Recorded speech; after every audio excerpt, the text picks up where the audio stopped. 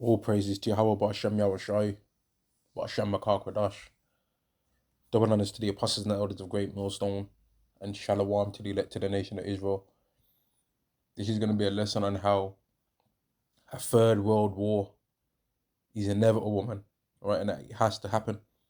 Right? It has to come to pass, and it's a thing that the majority of people in the world are scared about, man, because they're thinking in themselves, well, how, like they always want to ask Israelites, well, what are you going to do then if it happens? Especially the Israelites that are in America, man. The Israelites that are in America, which is Babylon the Great, starting with our apostles of Great Millstone, they've been saying for years, man, for decades, that America is going to be destroyed in the Third World War. And then people are always trying to say, well, why would you want that? Because you're in America. But the difference is they've got an escape route, man. They've got faith in an escape route out of that without having to leave the land, which is that escape route is the chariots of heaven coming and gathering the Israelites, which let me get the prophecy on that. All right. Since that's the place, that's what the Spirit's telling me to go to, man. Let me get this. This is Matthew chapter 24 and verse 29. Immediately after the tribulation of those days shall the sun be darkened, and the moon shall not give her light, and the stars shall fall from heaven, and the powers of the heaven shall be shaken, and then shall appear the sign of the Son of Man in heaven, and then shall all the tribes of the earth mourn, and they shall see the Son of Man coming in the clouds of heaven with power and with great glory, power and coming with the clouds of heaven with power and great glory. And he shall send his angel with the sound of a great trumpet, and they shall gather together his elect from the four winds, from the one end of heaven to the other. Now this prophecy is the same as this prophecy, but it's just spoken in a different terminology. Jeremiah chapter 23 and verse 7. Therefore, behold, the days come, saith Yahweh, that they shall no more say, Yahweh liveth, which brought up the children of Israel out of the land of Egypt, but Yahweh liveth, which brought up and which led the seed of the house of Israel out of the north country, which is America, and from all the countries where I had driven them, and they shall dwell in their own land. So not only the Israelites in America, Babylon the Great, are going to receive a great salvation, but also all the other Israelites. But the salvation from America is going to be greater because the land of America is getting ready to be a desolate wilderness, which two parts therein of the Israelites in that land are going to be completely destroyed. Now, let me get it. Zechariah chapter 13 and verse 8. That it shall come to pass that in all the land, saith Yahweh, two parts therein shall be cut off and die, but the third shall be left therein. So that's talking about the third is going to be taken out, the third, 1/3 of the Israelites that are in the land of America. All right. Verse 9, and I will bring the third part through the fire. What fire? The fire that's going to come upon Babylon the Great. And I will refine them as silver is refined, and I will try them as gold is tried. And they shall call on my name, and I will hear them, and I will say, it is my people, and they shall say, Yahweh is my power. So Yahweh is getting ready to save a certain amount of Israelites out of that land that's going to be completely uninhabitable, man. America is going to be uninhabitable after Yahweh does what he's going to do to it. Zechariah chapter 14 and verse 12. And it shall be, and this shall be the plague with Yahweh will smite all. Let me read it again, so like I'm reading too fast. Zechariah chapter 14 and verse 12. And this shall be the plague with Yahweh will smite all the people that have fought against Jerusalem. Their flesh shall consume away while they stand upon their feet, and their eyes shall consume away in their holes, and their tongue shall consume away in their mouth. And the only thing that can cause that is a heavy, high temperature of nuclear fire, right? Which is going to be caused by the Third World War, which is going to be fought differently to how every other war has ever been fought in the world. Let me get this. Isaiah chapter 9 and verse 5. For every battle of the warrior is with confused noise and garments rolled in blood, but this shall be with burning and fuel of fire. Right? Now, when you go to, I think it's, let me see. I know that Revelation 17 mentions something about this, but let me see. Well, or I believe it does, but let me just make sure. Okay, here we go. This is Zechariah, no, not Zechariah, Revelation, I meant, so like Revelation chapter 17 and verse 9. And the 10 horns which thou sawest upon the beast, these shall hate the whore, which is Babylon, the whore is Babylon, and shall make her desolate and naked, and shall eat her flesh, and burn her with fire. Now, what's that fire going to be caused from? It's going to be caused from all these other nations that America's in league with, the NATO and the EU nations, all the other ones, in particular the main 10 that started off the EU, right? Or I believe it was called the EEC or the ECC, right? And then obviously now there's been other countries that have joined on with that. But originally it was 10. It was 10 countries when you look it up and do the research into that, right? They're gonna get that. They're gonna get America because America's been playing games with them, man. And one of the games that America's been playing is what's happened recently, right? Which it hasn't been proven yet. But Joe Biden said he was gonna do it, man. He said, if Russia invades Ukraine, we're gonna stop Nord Stream 2. And then the woman said, how are you gonna be able to do that considering the control over it is with Germany or Russia? And he said, I promise you we will. Pretty much said, I promise you we will be able to do it. And has it not been done now? You see what I mean? Now, if in the world, just on a low civilian level, if somebody said, if someone does this, we're going to do that, and that person did that, and then later on this happened, who becomes the first suspect? Would it not be the person that said they would do it? So America's the number one suspect in this, and rightly so, because they said that they would do it, and it's happened. Let me carry on. For God have put it in their heart to fulfill his will, and to agree, and to give their kingdom unto the beast, until the words of Yahweh shall be fulfilled. So once all these other nations have fulfilled Yahweh's words, and they've did certain things that Yahweh wants them to bring to pass, such as helping promote all these other wicked philosophies that America pushes, and help making it be pushed in their countries, such as pushing this cashless agenda that America wants to push on everyone, such as making mandatory the device that they want to make mandatory. Once that is done, all these countries are no longer going to be agreeing with America anymore, because they're going to see the result of it, and they're going to remember what America's did to them, and that's going to cause them to burn her with fire. Which, when you go into the next chapter, man, you see that it speaks about Babylon getting destroyed and getting destroyed with fire. Now let me just jump to the point.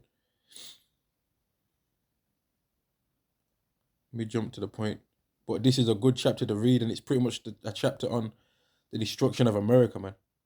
Revelation chapter 18. I want to read where it says, for 1 hour such great riches is come to naught. Here we go. Revelation chapter 18 and verse 9. And the kings of the earth who committed fornication and lived deliciously with her shall bewail her and lament for her when they shall see the smoke of her burning, standing afar off for fear of her torment, saying, alas, alas, that great city Babylon, that mighty city, for in 1 hour is thy judgment come. So that's what's going to happen, man. 1 hour is all it's going to take for America to be completely destroyed, man. And that's a short time. You can't even watch most movies in 1 hour, man. You can't even get through watching like 3 episodes of the average TV show in 1 hour. You can't even make a flipping, you can't even make a delicious meal in an hour. You can't make a very high level meal in 1 hour, man. But in 1 hour is all it's going to take for America to be completely destroyed, man. That's nothing. You see? And the main reason why that place is going to get destroyed is because of what they did to the Israelites. They did a lot of madness to us, man. That's the place where the Israelites suffered the most in the world.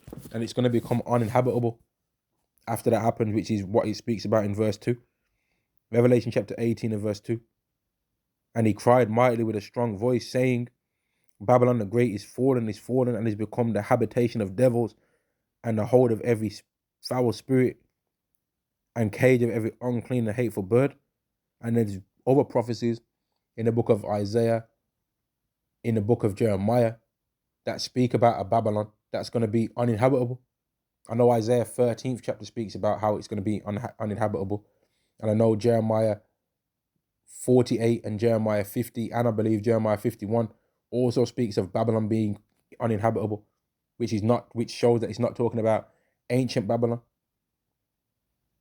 It's talking about the new Babylon, also called the daughter of Babylon or called Babylon the Great. He's talking about that place, right? Which, let me just quickly show one of those prophecies, in fact, since I mentioned it. I think it's at the end. Isaiah chapter 13 and verse 19. And Babylon, the glory of kingdoms, the beauty of the Chaldees' excellency, shall be as when God overthrew Sodom and Gomorrah. It shall never be inhabited, neither shall it be dwelt in from generation to generation. Neither shall the Arabian pitch tent there, neither shall the shepherds make their fold there. But wild beasts of the desert shall lie there, and their houses shall be full of doleful creatures, which is pretty much exactly the same thing that it said in Revelation 18 and 2. And owls shall dwell there, and satyrs shall dance there, and wild beasts of the island shall cry in their desolate houses, and dragons in their pleasant places. And her time is near to come, and her days shall not be prolonged. And that's talking about America, man, because that country's been betraying everyone. But just like how the whole world is going to see that America has been the problem on the global scale, right? Then they're going to have to realize, well, who runs America? And they're going to realize that Esau is the problem also on a world scale, because Esau is the one that runs America, right? The Edomites are the ones that run America, and America's a problem because it's run by Edomites, man. And let me see if I can get the prophecy on this. Let me see. Normally I read this from the versions that I've had highlighted, so I forget exactly where that prophecy is, man. But it speaks about how the judgment of Edom is going to be that people are going to hiss at their plagues, something along those lines. Let me see if I can find that. Early on. Maybe it might be 49. Let me just do a quick search. Edom.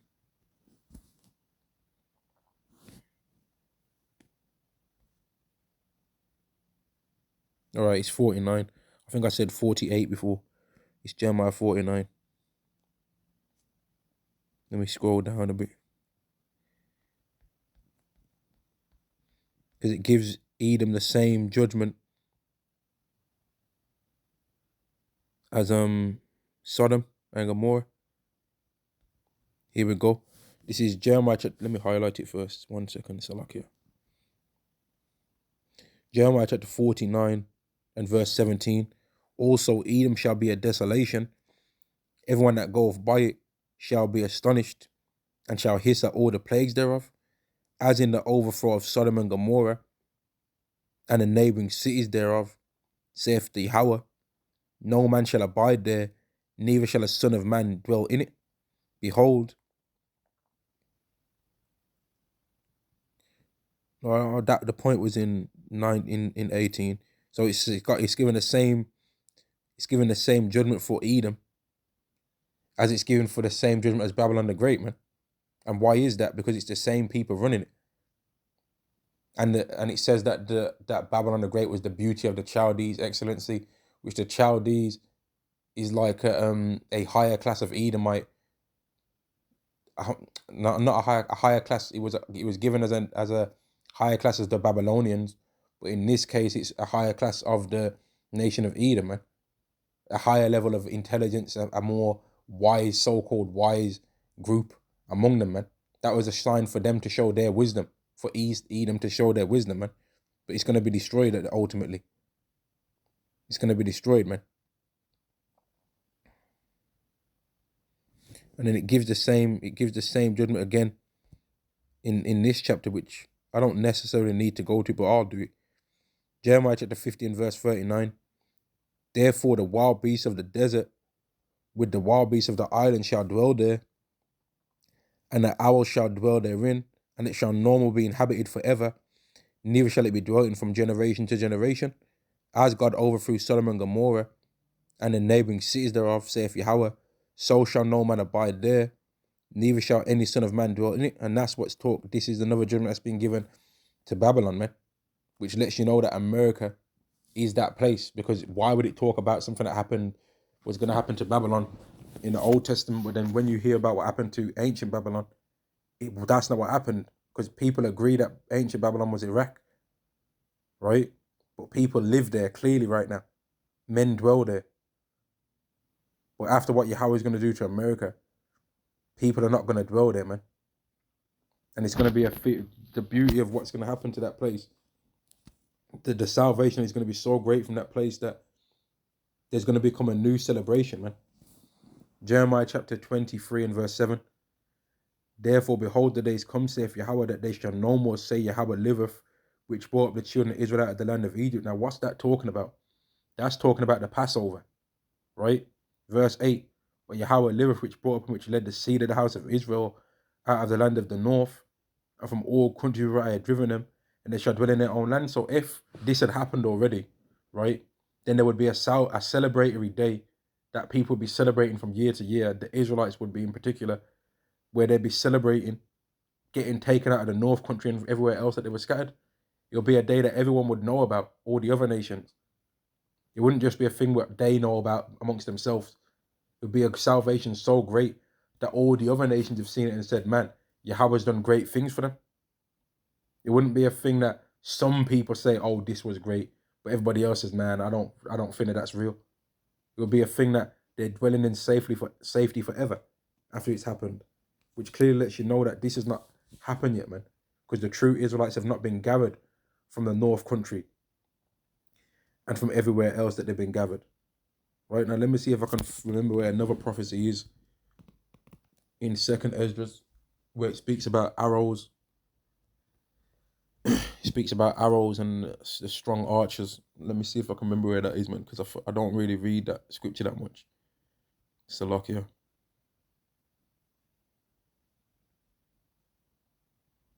Maybe it's in 16, where it says like a strong archer.